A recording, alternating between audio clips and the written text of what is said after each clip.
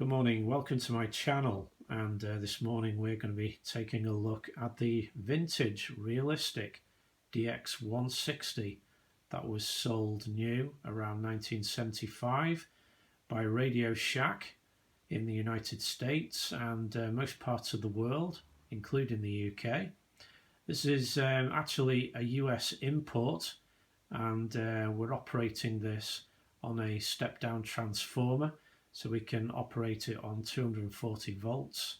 And these have become very collectible in recent years, and to find one with the original matching speaker is quite a task now.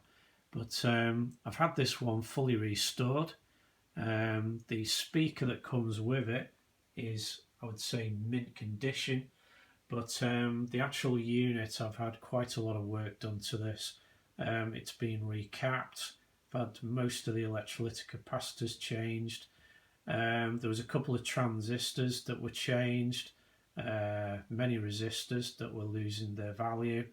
So it's had a really good service, and we've also had the case all repainted. But the unit looks fantastic condition, as you can see. It's in full working order. Looks almost new out of the box.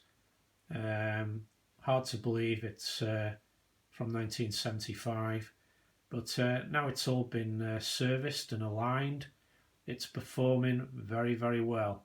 So we're going to be doing some tests on this morning using the MLA30 active loop antenna. We haven't got this antenna outside, we've just got it indoors, just near the window. So I'm to use a little power bank giving out 5 volts because this has a USB connection, just to power the biasing T, and the actual antenna connection, antenna out. I've got a PL259 with the end just resting on the terminal there. So sadly, these receivers never came with an SO239, so many people modified them for that kind of antenna to be fitted. So I haven't molested this in any way, left it completely standard. Still got all the original stickers on the back, don't know if you can see there. So it's in really good shape.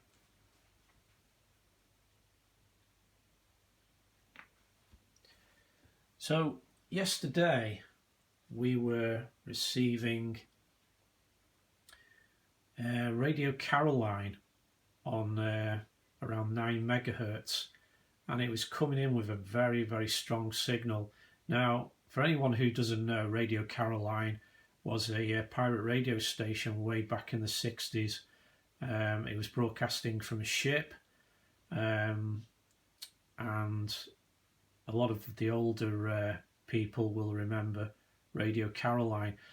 Yesterday I was receiving Radio Caroline on this radio and a couple of others that I tried. Now, I don't know who's putting this broadcast out, but I'm not even sure if it's even illegal. But they're pushing a they're pushing a lot of power, because this reception of the station was amazing yesterday. I was getting some very, very strong reception from this station. So I've no idea who this is, who's putting it out. But it's very strong here in the UK. So we're going to be putting it on now so you can actually hear it, because it's actually back on the air again this morning. So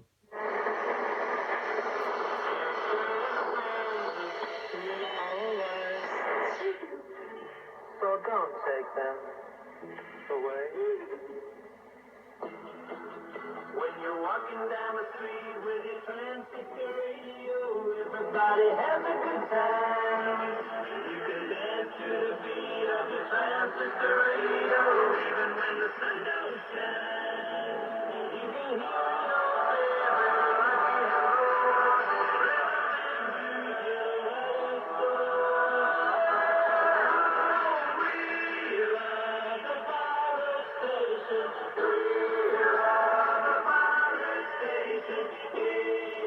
So as you can hear, it's coming through loud and clear again this morning here in North Wales, just using the active loop antenna indoors, and it's really pushing some power,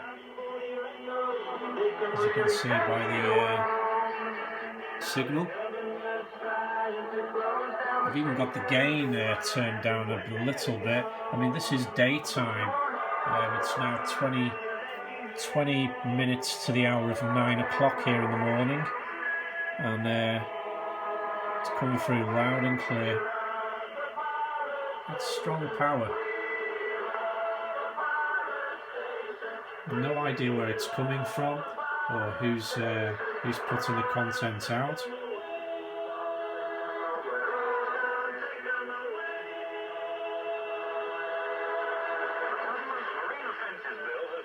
Final reading. A basic freedom is at stake. The freedom of a British subject to work where he wants to. Under the government's Marine Offences Bill, British radio is delivered completely into the hands of the BBC.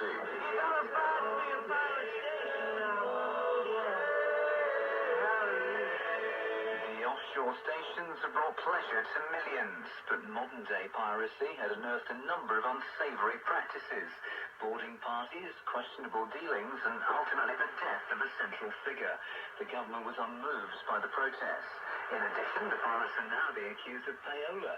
Towards the end of 1966, Johnny Walker, by now on Caroline South, was aware that the station's playlist was getting increasingly top-heavy, with records on the major minor label. So it's coming in a little bit better now. Now I've adjusted the band spread. One thing I really like about this receiver is the band spread. There's stations there that are really hidden in all the noise. You can really tweak the reception. Here's your main tuning dial here, and then you've got your band spread there to really pinpoint the station.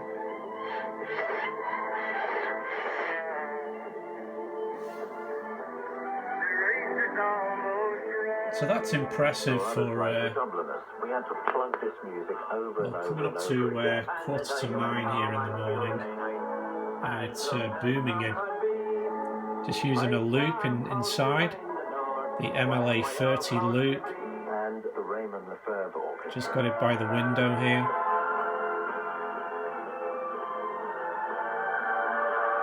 And this sort of like cheesy instrumental stuff.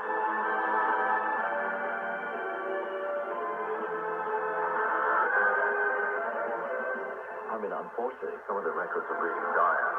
There was one by John Arden called Sunlight. To see if there's anything else we can receive.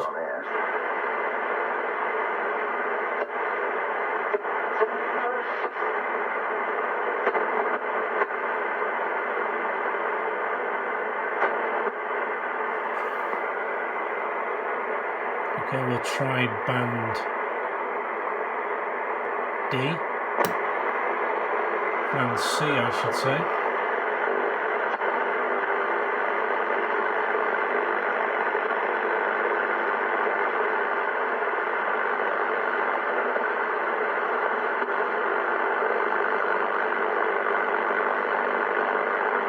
So it's still quite early in the morning, so most of the bands are very quiet at the moment.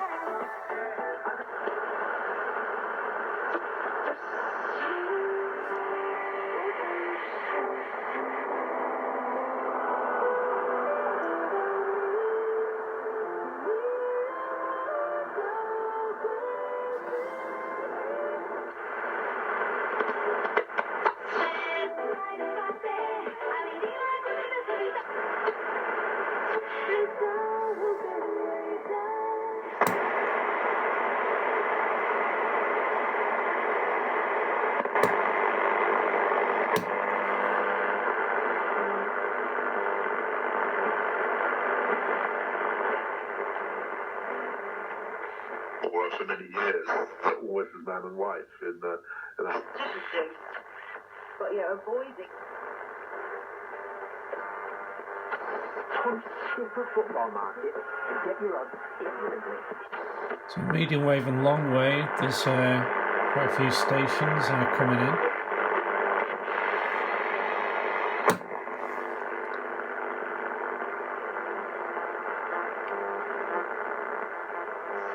'68, '69, there were earlier manifestations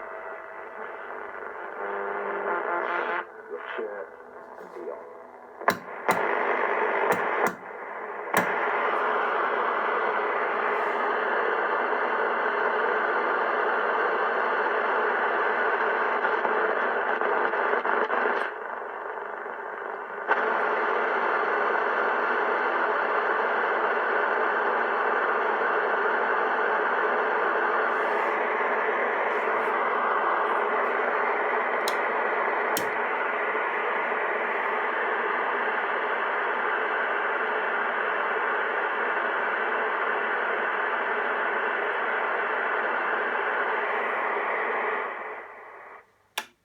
So there we have the realistic DX160 communications receiver from 1975, receiving Radio Caroline.